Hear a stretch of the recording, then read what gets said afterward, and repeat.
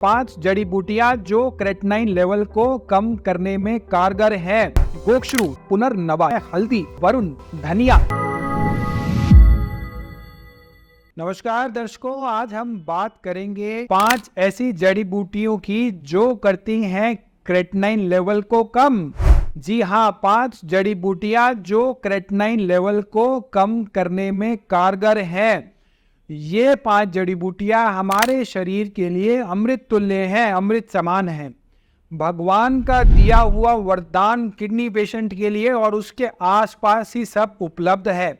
मैं डॉक्टर पुनीत कर्मा आयुर्वेदा में एक बार फिर से आपका स्वागत करता हूं और 5 जड़ी बूटियां जो किडनी पेशेंट के लिए अमृत समान है, उसमें से नंबर 1 है गोक्षरू। जी हाँ, गोक्षरू। गोक्षरू में एक बहुत अच्छी प्रॉपर्टी होती है नेचुरल डायूरेटिक की। ये एक प्रकार की नेचुरल डायूरेटिक है। डायूरेटिक वर्ड हमने बहुत बार सुना है और बहुत बार इस बारे में चर्चा भी की है। डायूरेटिक वो होता है जो किडनी से प्रेशर बना के यूरिन का आउटपुट बढ़ाए। तो एक प्रकार का डायूरेटिक होता है जो एलोपैथी में दिया जाता है, डाइटोर या लेसिक्स, जो कि एक आर्टिफिशियल डायूरेटिक होता है।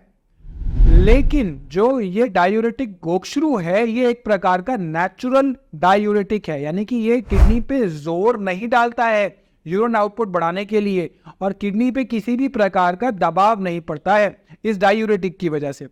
साथ साथ गोक्षरू में एक और अच्छी प्रॉपर्टी है कि एक एंटी इन्फ्लेमेटरी की तरह काम करता है। इन्फ्लेमेशन बहुत बार हो जाती है बॉडी में, नेफ्रॉन्स में इन्फ्लेमेशन हो जाती है, तो उस सूजन को, उस इन्फ्लेमेशन को कम करने के लिए गोक्षरू जो है वो बहुत ज्यादा लाभदायक है। साथ साथ यूरिक एसिड, हमने बहुत बार देखा है कि यूरिक एसिड बढ़ जाता है किडनी के पेशेंट्स में। केएफटी का टेस्ट कराते हैं, creatinine, urea, sodium, potassium, calcium. साथ साथ एक यूरिक एसिड को भी मापने की उसमें एक पैरामीटर होता है। तो यूरिक एसिड बहुत बार किडनी पेशेंट्स में बढ़ा हुआ होता है। Gokshuru is excellent to reduce the uric acid, और गोक्षरू का प्रयोग जो है वो यूरिक एसिड के बड़े होने पर बहुत अच्छे से किया जा सकता है। ओवरऑल किडनी की हेल्थ, जैसा कि इलेक्ट्रोलाइट को बैलेंस करना, सारी सभी प्रकार के सोडियम, पोटेशियम, फास्फोरस, कैल्शियम, ये सारा काम किडनी का होता है। तो गोक्षरू एक ऐसी जड़ी बूटी है जो इन सभी इलेक्ट्रोलाइट्स को बैलेंस करने में बहुत ज़्यादा सहायक है और बहुत ज़्यादा लाभदायक है। ओवरऑल अगर हम बात करें तो ओवरऑल यूरिनरी ट्रैक्ट के जो टॉक्सिन्स हैं, टॉक्सिन्स में क्या क्या आता है, क्रेटिनाइन है, यूरिया है, ये सभी प्रकार के एक प्रकार के टॉक्सिन्स हैं। तो गोक्षरू इन सभी टॉक्सिन्स को बाहर निकालने में किडनी में बहुत ज़्यादा लाभदायक होता है और बहुत ज़्यादा हेल्पफुल होता है। दूसरी जड़ी बूटी जो है वो है पुनर्नवा। जैसा कि नाम से ही प्रतीत हो रहा है, नाम से ही पता चल रहा है, पुनर्नवा यानी कि दोबारा से नया जो कर दे, जो इस तरह की कैपेसिटी जड़ी बूटी रखती है उसका नाम है पुनर्नवा।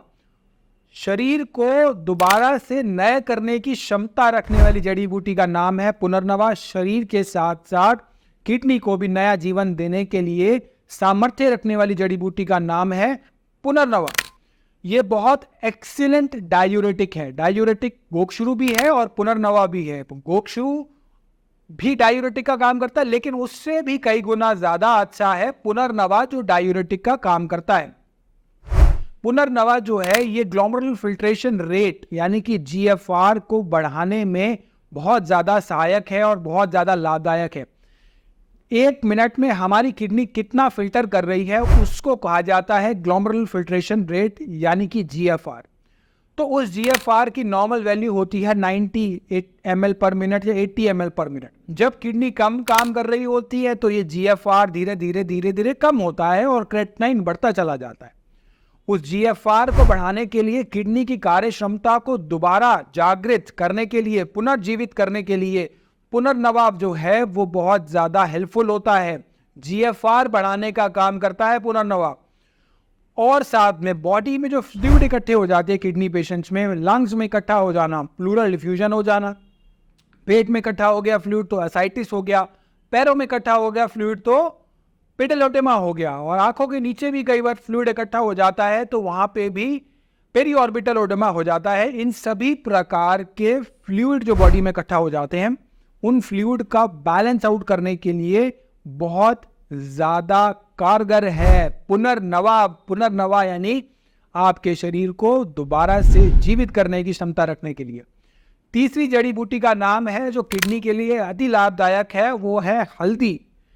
इसे संस्कृत में हरिद्रा भी कहा जाता है। हल्दी वही हल्दी जो हम घर में आम तौर पर रोजमर्रा में डेली बेसिस पे सब्जी में यूज करते हैं या हम किसी और प्रकार से उसका इस्तेमाल करते हैं, ये वही हल्दी है।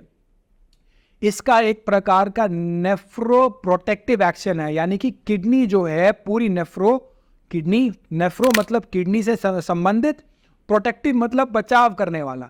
नेफ्रो प्रोटेक्टिव एक्शन जो है वो हम हरिद्रा का बताया गया है, हल्दी का बताया गया है।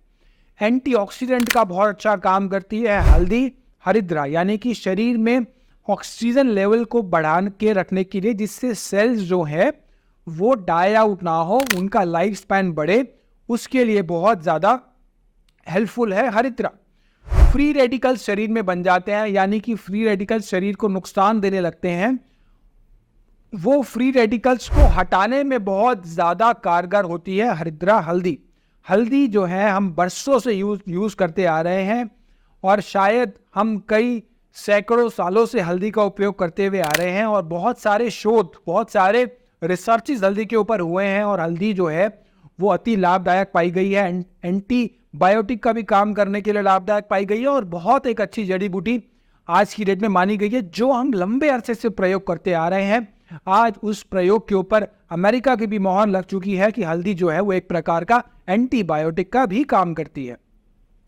चौथा जो जड़ी बूटी है जो किडनी पेशेंट के लिए वरदान है वो है वरुण नाम की जड़ी बूटी।